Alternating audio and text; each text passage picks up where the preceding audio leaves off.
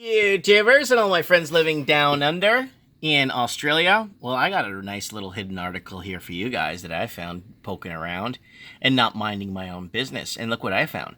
10 billion is approved for Sydney and Melbourne projects yet to be completed. And when is this baby from? It was from 3-4 days ago. Oversupply on the market. No one's buying. No one can secure financing. People exiting the major cities. What's going on? There's a huge glut. I'm going to leave a link below to a trailer of some housing documentary I'm putting together.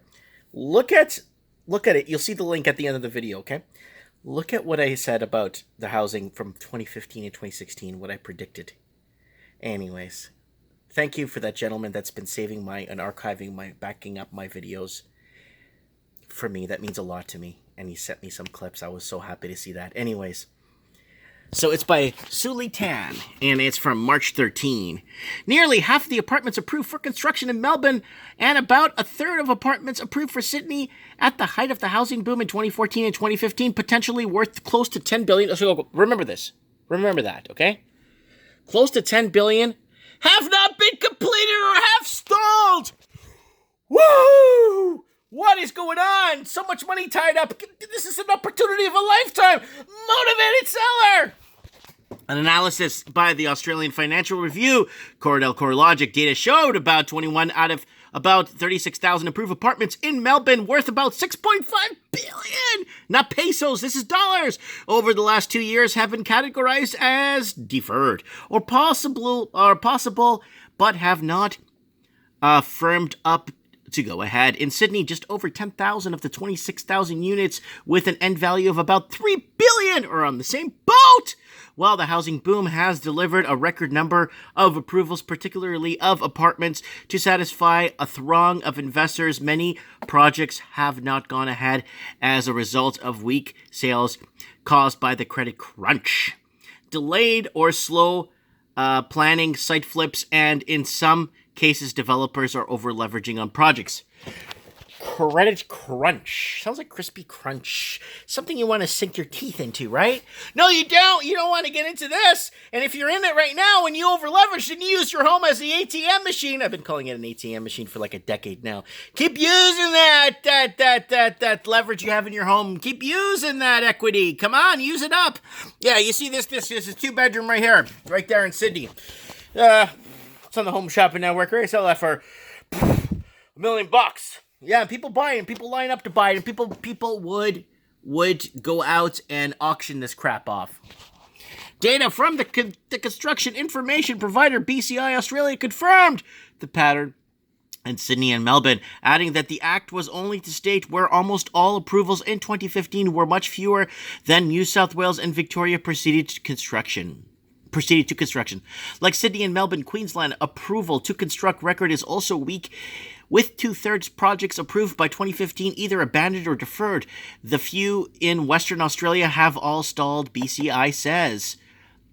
Coilers International is on selling on the biggest deferred project in Sydney, the 311-unit project with 100-place childcare, Lot 12, York, in Sydney's Northwest Boulevard on York, worth $124 million because the previous developer couldn't complete the purchase against the weakening market.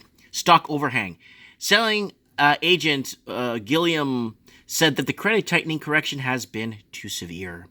It's credit tightening. No one could afford anything with capital outflows out of China at zero. Who's going to buy anything?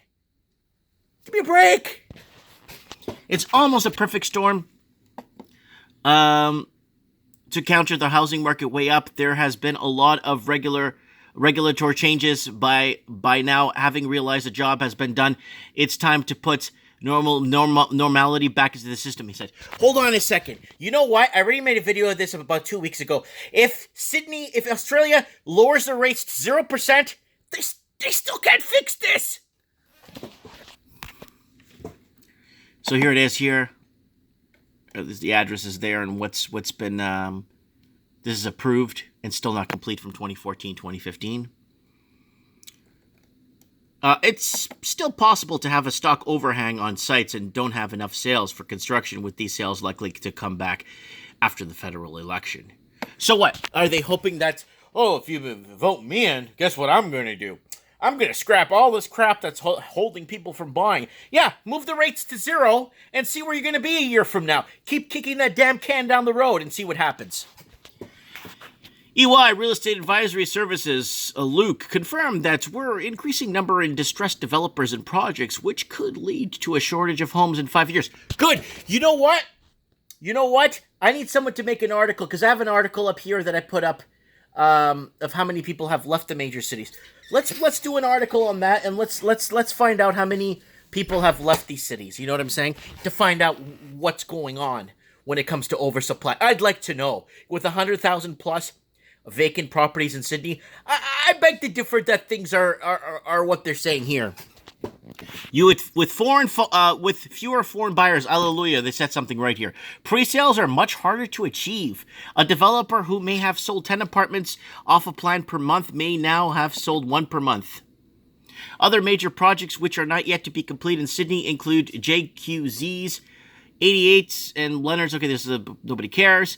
And intentionally, project was recycled from 2 rounds of sales by previous owners, including whoever those guys are, don't give a crap. Sydney developer, another one here. So this is basically student accommodation.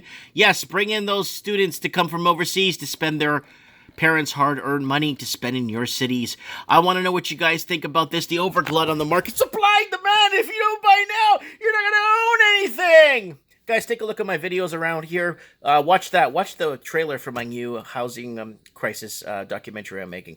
Thanks for watching, and don't forget to hit the subscribe button. Lots of love to you guys down under. And don't forget to join me for Mike in the Night tonight with Open Lines. Add me on Skype, Mike Martins 1980. Thanks for watching.